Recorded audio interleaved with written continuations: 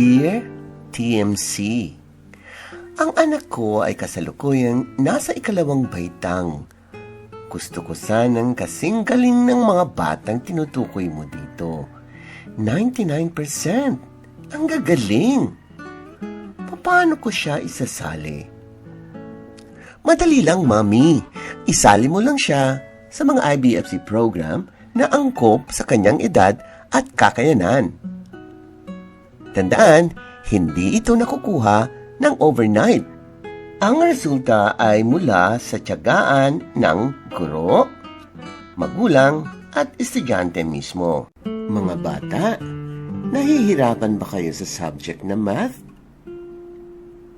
Lumiham lang sa Dear TMC at sasagutin ko sa abot ng aking makakaya.